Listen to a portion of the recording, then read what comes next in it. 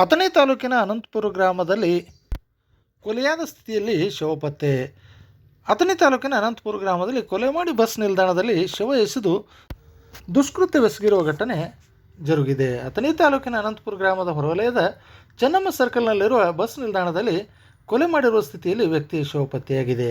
ನೆರೆಯ ಮದಭಾವಿ ಗ್ರಾಮದ ಅಪ್ಪಾಸಾಬ್ ಸಿದ್ದಪ್ಪ ಕಾಂಬಳೆ 37 ವರ್ಷ ಮೃತ ದುರ್ದೈವಿಯಾಗಿದ್ದಾನೆ. ಮೃತ ಅಪ್ಪಾಸಾಬ್ ನಿನ್ನೆ ಮಹಾರಾಷ್ಟ್ರಕ್ಕೆ ಕೂಲಿ ಕೆಲಸಕ್ಕೆ ಹೋಗಿದ್ದಾನೆ. ರಾತ್ರಿ 9 ಗಂಟೆ ಸುಮಾರಿಗೆ ಮಡದಿಗೆ ಫೋನ್ ಕರೆ ಮಾಡಿ ಮಷಿನ್ ರಿಪೇರಿ ಇದೆ, ಇವತ್ತು ಊರಿಗೆ ಬರಲು ಆಗುವುದಿಲ್ಲ ಎಂದು ತಿಳಿಸಿದ್ದಾನೆ. ಬೆಳಗಾಗುತ್ತಲೇ ಗಂಡ ಅಪ್ಪಾಸಾಬ್ ಕೊಲೆಯಾದ ಸ್ಥಿತಿಯಲ್ಲಿ ಪತ್ತೆಯಾಗಿದ್ದಾನೆ.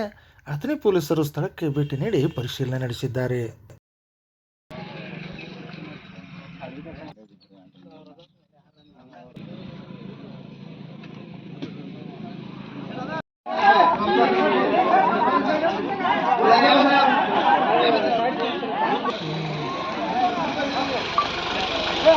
ಒಂದಿಟ್ಟು ಫೋನ್ ಹಚ್ಚಿಲ್ಲ ನಿಲ್ರಿ ನಮಗೆ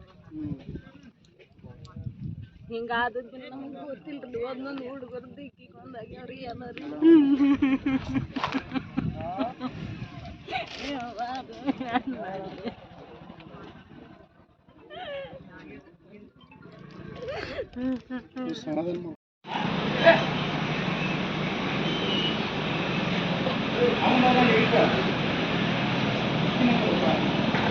Thank you.